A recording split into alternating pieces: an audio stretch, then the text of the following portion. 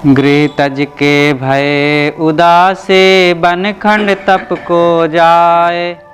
चोली था कि मारिया बेरय चुन चुन खाए। कितने भावुकता में पढ़ करके वे घर छोड़कर वैरागी हो जाते हैं और जंगलों में तपस्या करने के लिए चल दिए।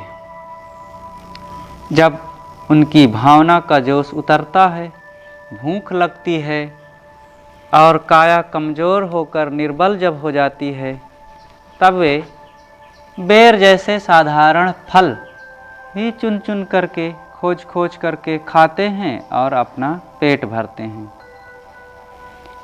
यहाँ कहने का मतलब, जो बिना विवेक के, बिना वैराग्य भाव आए मन में, घर छोड़ करके चल दिया पिनक में पड़कर कि अब मैं साधु हो जाऊंगा और सन्यासी हो करके और बिल्कुल घर से बाहर रह करके भजन करूंगा, और बोध नहीं, वैराग्य नहीं और जोश में छोड़ दिया। अब छोड़ तो दिया और चल दिया जंगल में। अब बैठे हैं, अब वहाँ पर केवल बैठे रहने से थोड़े भजन हो जाएगा। शरीर है, शरीर की आवश्यकताएं हैं, इसके निर्वाह है, वह भी चाहिए। केवल जंगल में जाकर के बैठने से भजन नहीं हो जाता। भजन होता है किसी के सानिध्य में, किसी की संगति में। मन का आधार तो चाहिए ही। मन के बोध विचार और कल्याण के लिए तो कोई प्रेरक और सब प्रकार से हमें सहारा देने वाले, ज्ञानोपदेश देने वाले ऐसे संत गुरु भी चाहिए, और साथ साथ यह भी चाहिए कि शरीर का निर्वाह भी वहाँ हो, रहने की जगह भी हो, गुजर बसर भी हो जाए ठीक से। तो जब तक ये सब आधार नहीं होगा, तब तक केवल जंगल में चले जाने से काम नहीं होगा। और जंगल में चले जाएंगे तो फिर पश्चाताप करना पड़ेगा और फिर आकर के बस्ती में कुछ गुजर बसर करने के लिए फिर प्रयास करना पड़ेगा लोगों के बीच। गैबानंद की चिट्ठी गीता प्रेस से जो कल्याण अंक छपता है, वहाँ की पत्रिका है, पहले कभी गैबानंद की चिट्ठी नाम से एक संदर्भ आता था। तो गैबानंद नाम के एक संत थे, तो वे आसाम के जंगलों में भ्रमण करते थे और रहते थे। तपस्वी संत, त्याग वैराग्य संपन्न थे। तो उन्होंने कहा कि यहाँ कोई साधन भजन करना चाहे तो आ सकता है, बढ़िया है, एकांत शांत है, जंगली और पर्वती क्षेत्र है, झरने भी हैं। लेकिन जब आवे तो कोहड़ा, लौकी और तोरई, भिंडी के बीज लेते आवे, क्योंकि यहाँ खाने के लिए कुछ मिलेगा नहीं। और फिर कुल्हाड़ी, खुरपा, फावड़ा भी लेते आवे और गोड़ना पड़ेगा और ये सब करना पड़ेगा, बाड़ लगाना पड़ेगा और झोपड़ी बनाना पड़ेगा, ऐसे रहते नहीं बनेगा। और इसके पश्चात और भी बहुत मेहनत करना पड़ेगा और फिर नींद ठीक से नहीं आएगी रात में, क्योंकि जंगली जानवरों का डर है, वो आकर के झोपड़ी चर जाएंगे, हाथी खा जाएंगे झोपड़ा को, और जंगली जानवर भी आते हैं। तो बहुत सुरक्षित रहने के लिए बहुत साधन लाना पड़ेगा। तो ये बताए इतना, अरे तो वो जंगल में जाने के लिए इतना सब प्रपंच करने की क्या ज़रूरत है? वहाँ भजन करेंगे कि यही भिंडी और खुरपा और फावड़ा चला करके सब्जी उगाते हुए हाथी से और शेर से अपनी रक्षा करते रहेंगे। अरे जहाँ है मैदानी क्षेत्र में और जिन संतों के बीच में, आश्रमों में, भक्तों में, वहाँ रह के भजन करें और बढ़िया काम होगा। लोग भी सहयोग करेंगे आपके जीवन निर्वाह में भी और ज्ञान विचार सत्संग में भी, और काम भर का एकांत मिल जाएगा ध्यान चिंतन करने के लिए।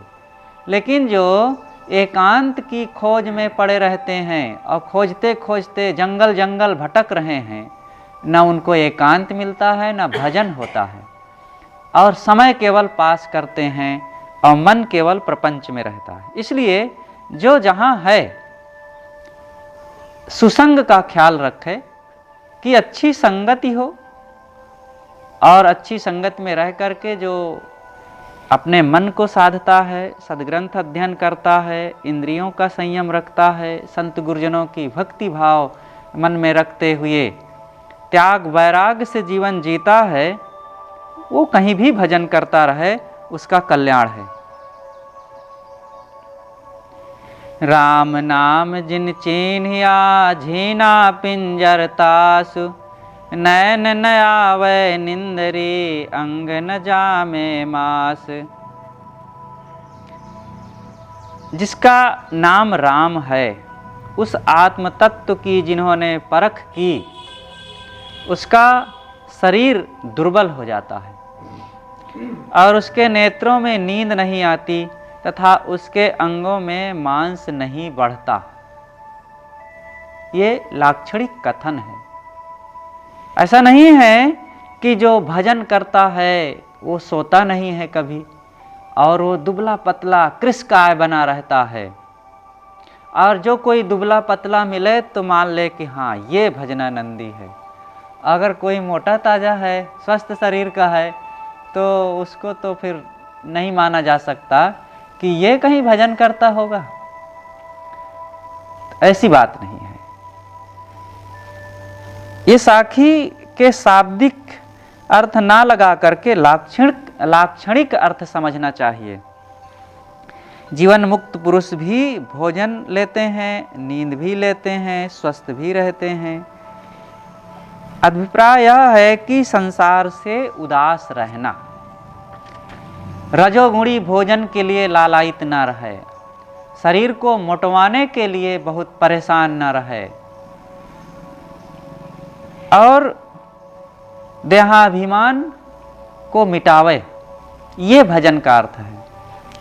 यहाँ पर जो साहब कहते हैं कि राम नाम जिन चीन्हिया झीना पिंजर तासु, मतलब उसका मन जो है शरीरासक्ति से एकदम शून्य होने लगता है, झीना हो जाता है। और नैन न आवे निंदरी, नैन में आंखों में उसके नींद नहीं कभी आती, मतलब वो सजग रहता है, सोता नहीं है। दैहिक नींद की आवश्यकता है। हर इंसान को 24 घंटे में कम से कम 4 घंटा तो सोना ही चाहिए। तो यहाँ सोने का मतलब है वो मन इंद्रियों से सजग रहता है, वो मोह माया में, आसक्ति में, अज्ञान में, भ्रम में सोता नहीं है, वो सावधान रहता है। और अंग न जामे मांस का मतलब वो देहाध्यासी, देह को मोटवाने के लिए अब ये चीज़ खाऊं, वो चीज़ खाऊं, ऐसा चीज़ मुझे मिले तब शरीर स्वस्थ रहे, कहीं शरीर दुबला ना हो जाए। तो ये कोई सोचता रहेगा तो मोटवावे और खाए और फिर चीज़ लावे, कहाँ तक करेगा। एक संत थे, गुरुदेव जी के पास आए। उस समय गुरुदेव जी इलाहाबाद के प्रीतम नगर आश्रम में रह रहे थे। तो आते ही दंड प्रणाम करके बैठे और फिर कहते हैं, महाराज स्वस्थ रहने के लिए क्या खाना पीना चाहिए।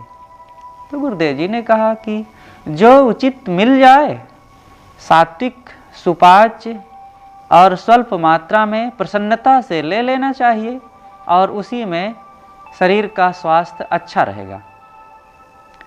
तो उनको लगा कि ये महाराज खाना पीना नहीं जानते हैं।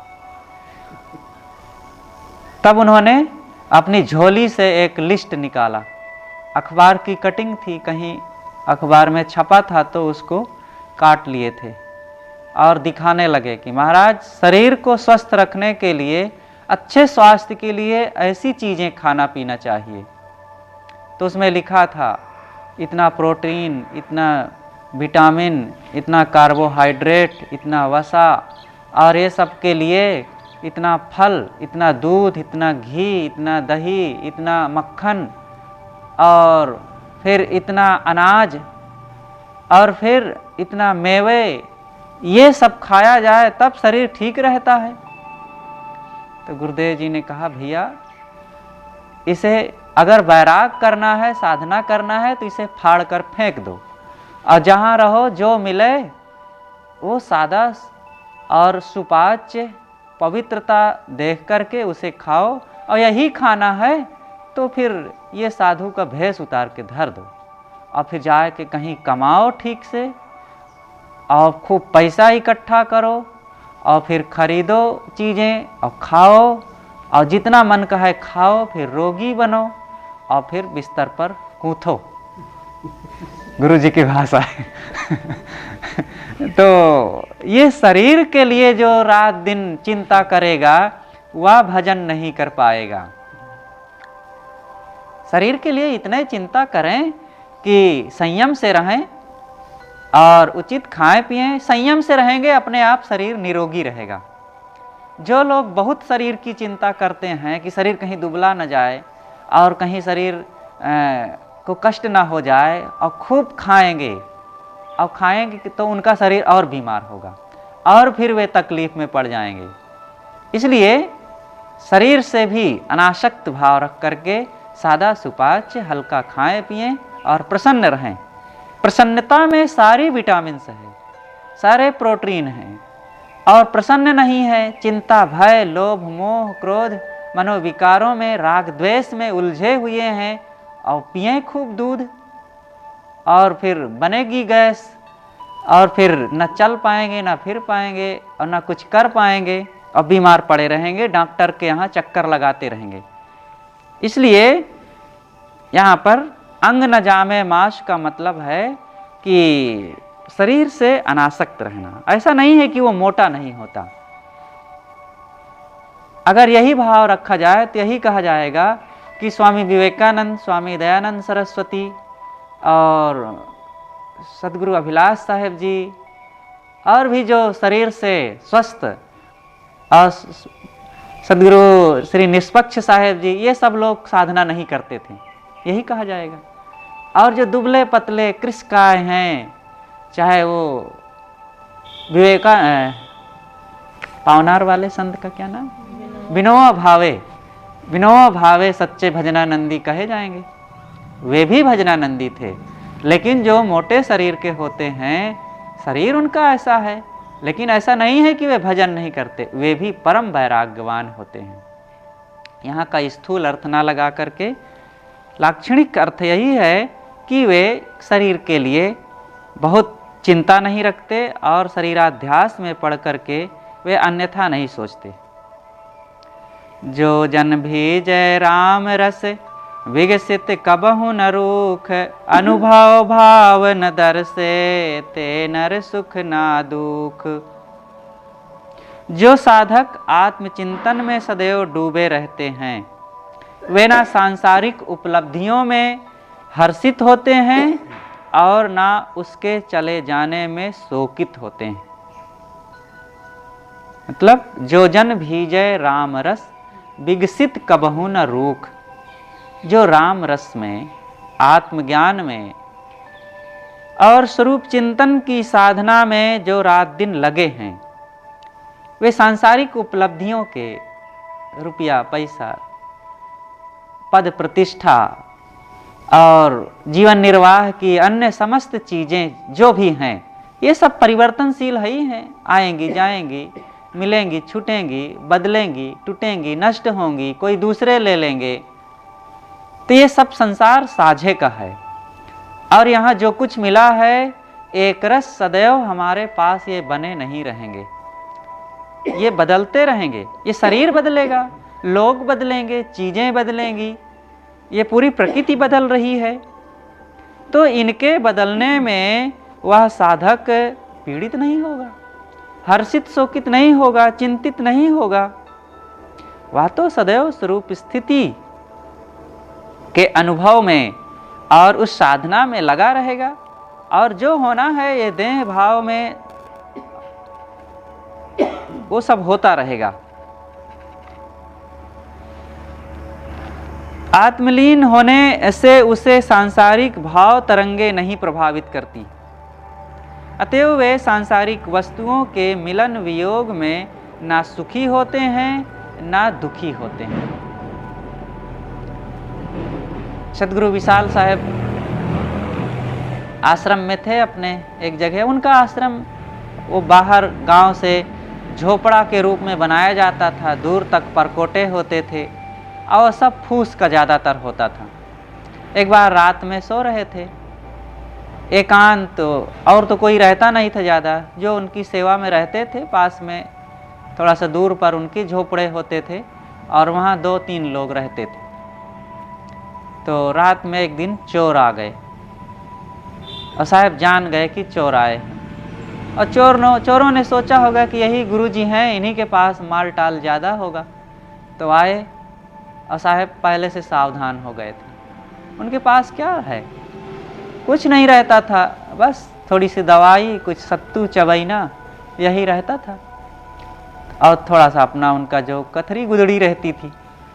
तो वे बिस्तर पर पहले से सारा कपड़ा शरीर का उतार कर केवल लंगोटी पहने थे और अपनी गुदड़ी को भी समेट करके, चद्दर को समेट करके, एक कपड़े में लपेट करके एक गठरी बना करके धर लिए थे और नंगी चौकी पर अपना लंगोटी पहने केवल बैठे रहें और आ गए खोजते खोजते। तो 1-2 लोग तो सब झोपड़ा में टटोलने लगे, कहीं इधर पोटली बांधी है, कहीं उधर पोटली बांधी, सब पोटली खोजें। तो किसी में सत्तू लटक रहा है, तो किसी में चवैना लटक रहा है, किसी में दवाई कुछ है, तो किसी में और कुछ है, इस ढंग से। तो एक जगह एक गठरी लटकी थी, कहाँ मिल गया। तो खोले तो उसमें कुछ नहीं रहा, बस वही कुछ दवाइयाँ थी और कुछ कागज थे, पुस्तकें थी। तो महाराज से कहे, गुरुजी विशाल देव से कहे कि बाबा जौन कुछ हो दे दो। देहाती में इधर के लोग जौन कुछ है दे दो। तो बोले नहीं कुछ, उठा के गठरी उनके सामने फेंक दिए और लेके चल दिए। और जब खोले जा करके तो कुछ नहीं उनके लायक का है, वहाँ चला पहनी है कि कतरी उनको चाहिए कि बंडी पहनेंगे। तो निष्काम है, ठीक है ले जाओ भाई। यहाँ जब चोर आए एक बार, कई बार आते रहे, सामान ले गए, लेकिन फिर हो जाता है। क्या उसके लिए बहुत हाय तौबा करना है क्या यहाँ संतों के पास? अरे कुछ लोटा थाली है और कुछ खाने पीने के लिए दाल चावल है और कुछ पहनने ओढ़ने के साफी लंगोटी है और कपड़ा आंचला है, बस यही है। और भी कुछ है, हंसिया खुरपा कहीं कहीं रखा है। तो जिसको ले जाना हो भाई ले जाए, उसको ज़रूरत है और रात में इतना मेहनत करके नाजायज ढंग से आया है। लेकिन इन सब के आने जाने में बहुत हर्षित शोकित नहीं होना चाहिए। ठीक है, ये सब आएंगी जाएंगी। अब इसका मतलब ये नहीं कि वो लापरवाह हो जाए, अपनी चीज़ों को ही जहाँ तहाँ छोड़ दे, बिखेर दे और उससे अपने आप को सावधानी ना रखे।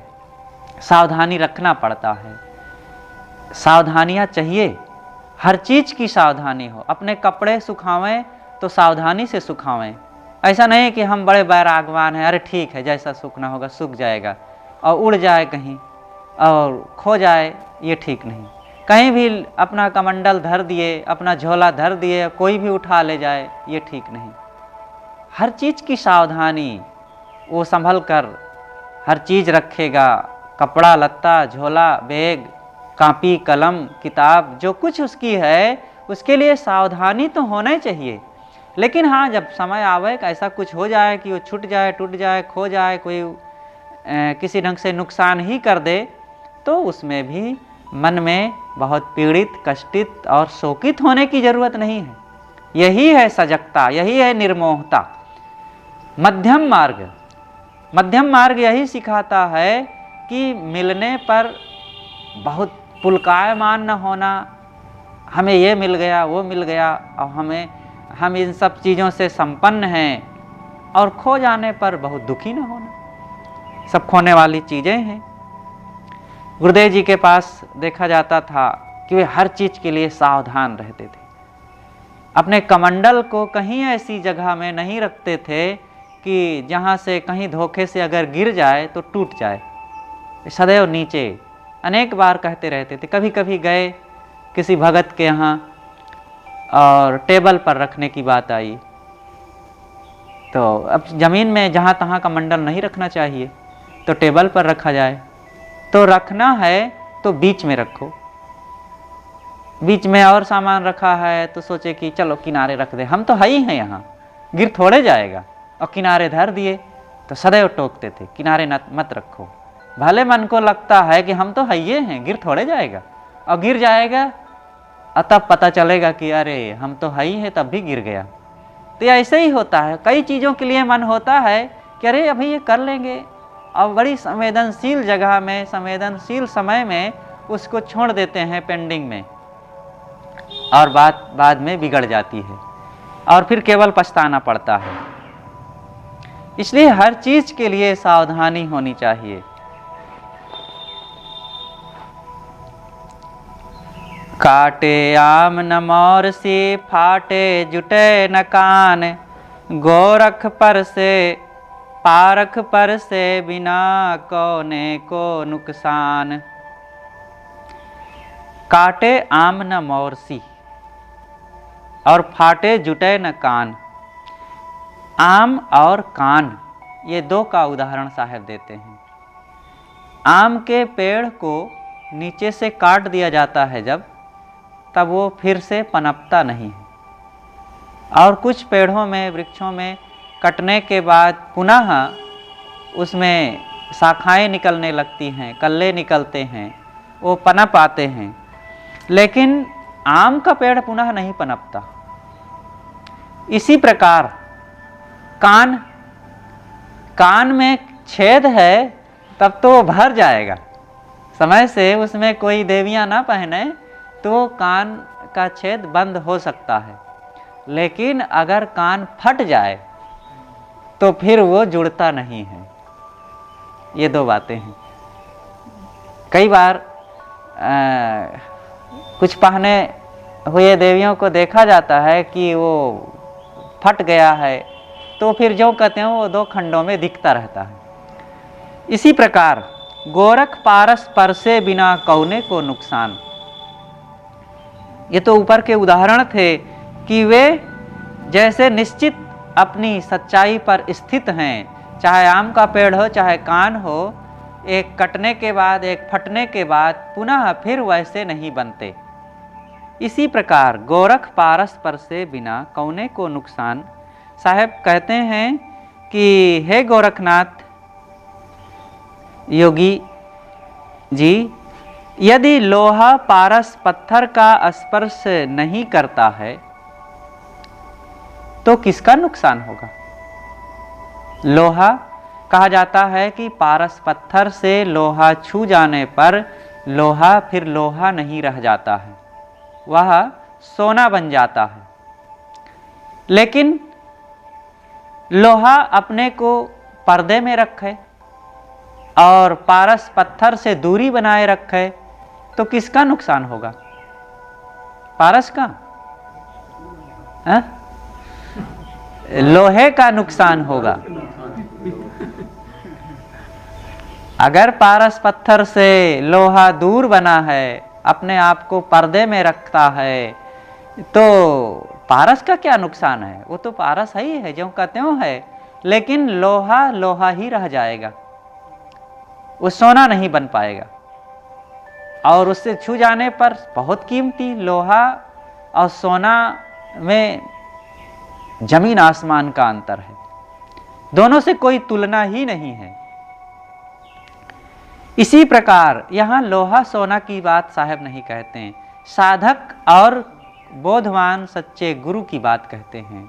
गुरु के पास रह कर के भी साधक अगर अपने ऊपर अपने मान्यताओं का पर्दा लगा रखा है, अपने आप को कवर्ड कर रखा है अपने विचारों से, और गुरु के पास रहते हुए भी गुरु से मिलता नहीं है और गुरु के विचारों में अपने आप को मिलाता नहीं है और उनके अनुसार अपनी साधना, अपने मन इंद्रियों को, अपने जीवन को बनाता नहीं है, तो किसका नुकसान है? गुरु का कि शिष्य का? शिष्य का ही नुकसान है। वो जैसा का तैसा रह जाएगा, लोहा का लोहा।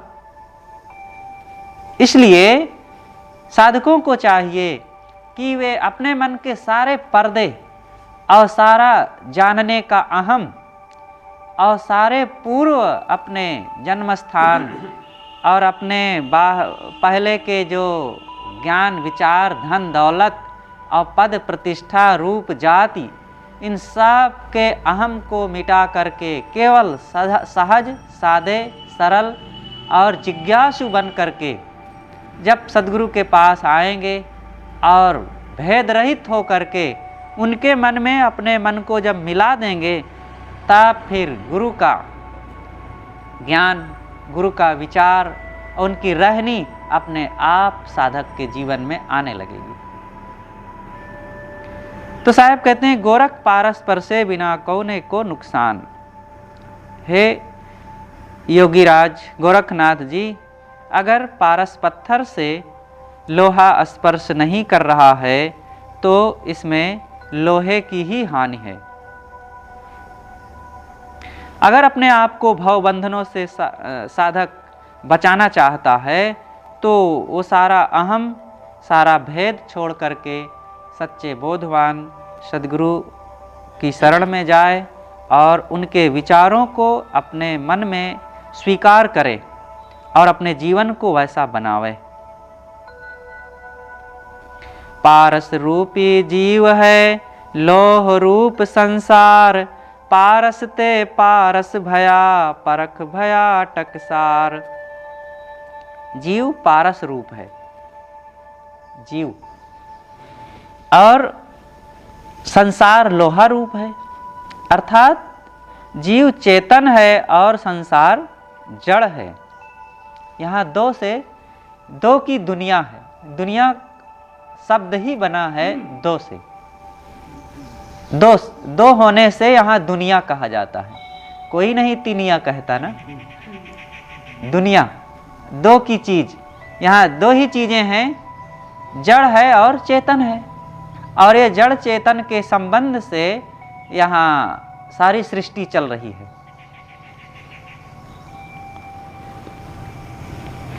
जैसे पारस से छू जाने पर लोहा सोना हो जाता है, वैसे चेतन के संबंध से जड़ शरीर चेतनवत हो जाता है।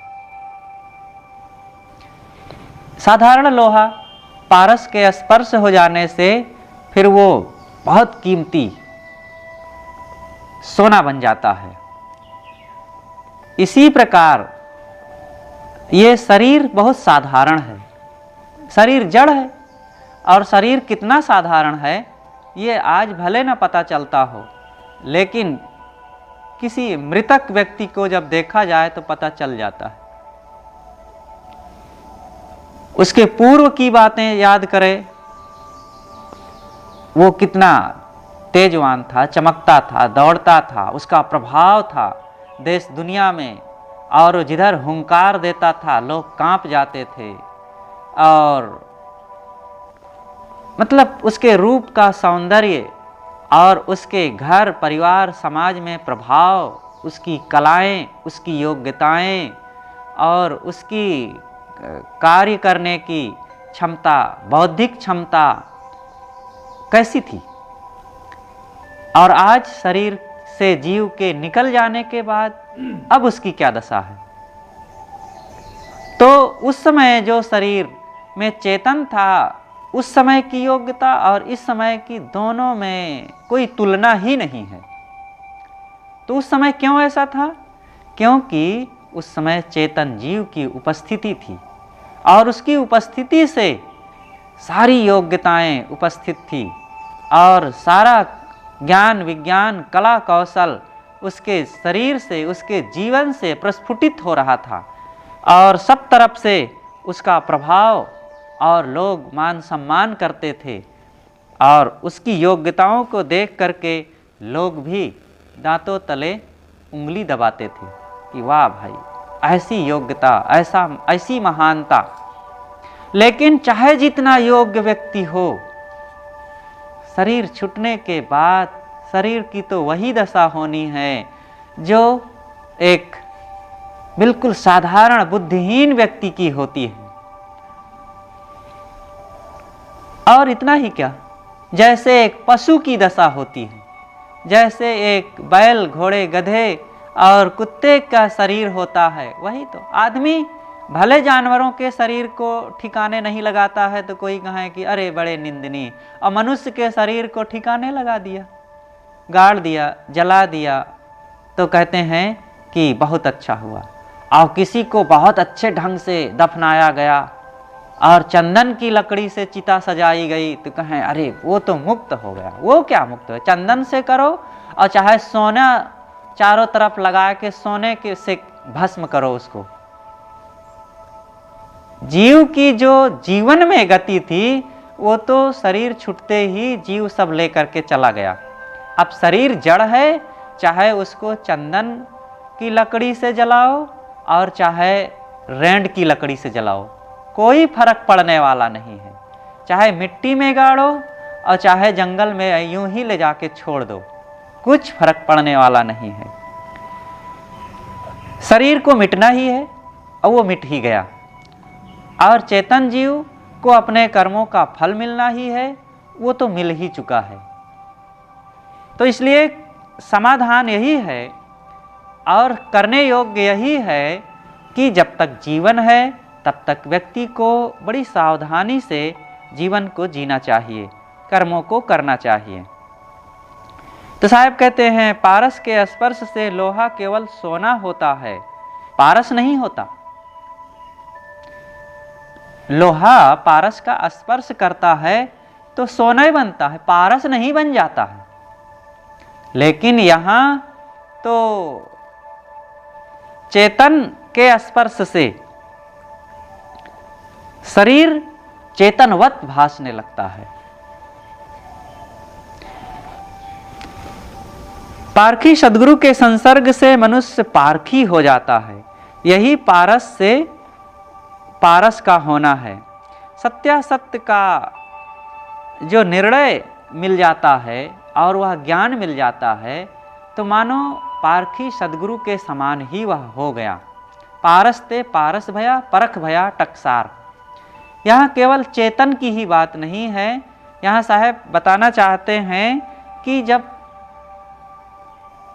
अच्छे बोधवान वैराग्यवान संत के पास पारखी निर्णयी तत्व विवेकी के पास जिज्ञासु आ जाता है और उनके संसर्ग में रह करके उनके भाव विचार से प्रभावित हो करके उनके जैसा वो हो जाता है, जैसे वे निर्णय और शांति साधना में स्थित हैं वैसे जिज्ञासु शिष्य भी वैसा ही हो जाता है। प्रेम पाट का चोलना पहिर कबीरू नाच, पानिप दीन हो तासु को जब तन मन बोले साच। सद्गुरु कहते हैं कि हे मनुष्य, प्रेम रूपी वस्त्र का अंगरखा पहनकर नाचो। प्रेम का वस्त्र, ये प्रेम का कपड़ा कहाँ मिलता है? ऐसा कोई कपड़ा नहीं है जो प्रेम का हो और उसके कुर्ता बनवा करके पहना जाए और उसे पहन करके नाचा जाए, ऐसा कुछ नहीं मिलने वाला है कहीं बाहर। यहाँ इलाहाबाद क्या, लखनऊ दिल्ली में भी नहीं मिलेगा और दुनिया में कहीं नहीं मिलेगा।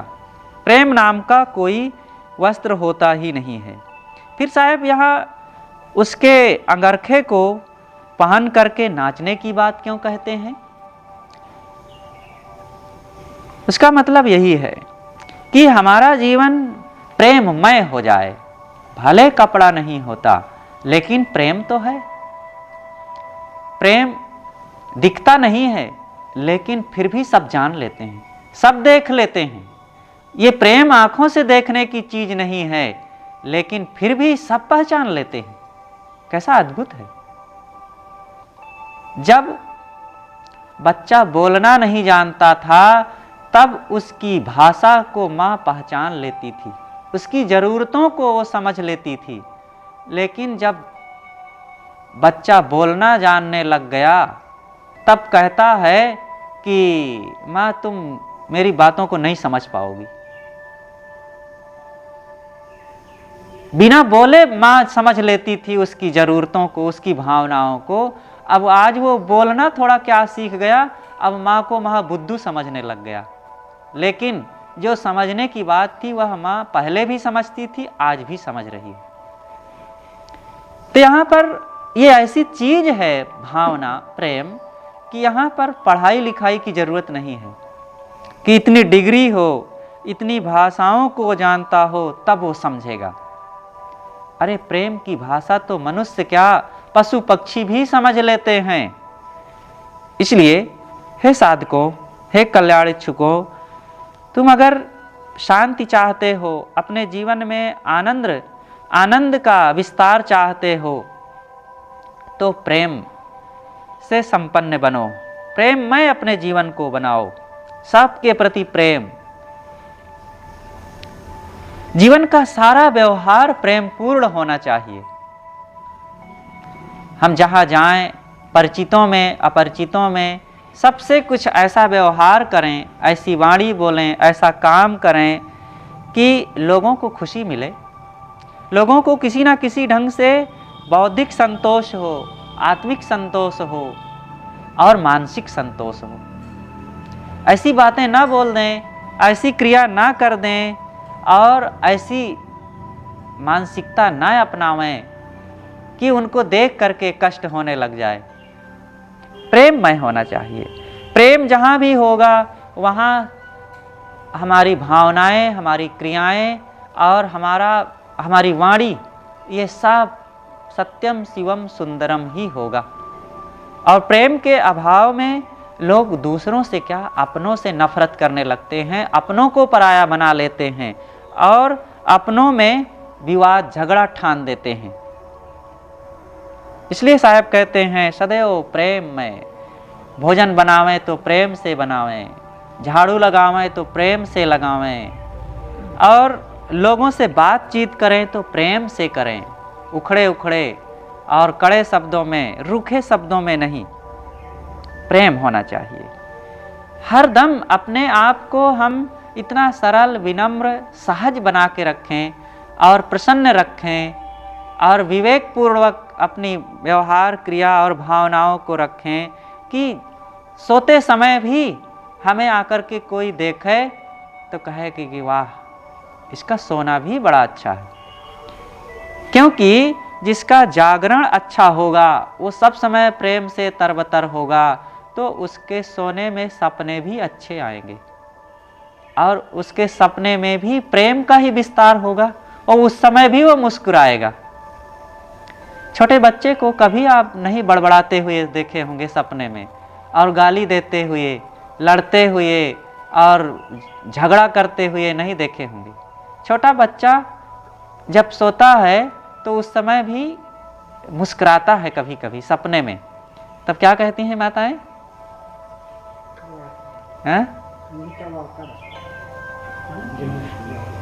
तो कहते हैं भगवान का चंवर डोला था। नहीं मतलब मालूम, जब बच्चे कहीं कहीं सोते समय हल्के से मुस्कुराते हैं तब कहते हैं भगवान की चंवर डोल रही है। सही है, शब्द तो सही है, मतलब अभी उसके अंदर भगवान है, इतना पवित्र है वो, इतना निर्मल है और छल कपट, राग द्वेष, मोह वैर से बिल्कुल परे है और भगवत स्वरूप ही है। इसीलिए कहा जाता है कि भगवान की चंवर डोल रही है।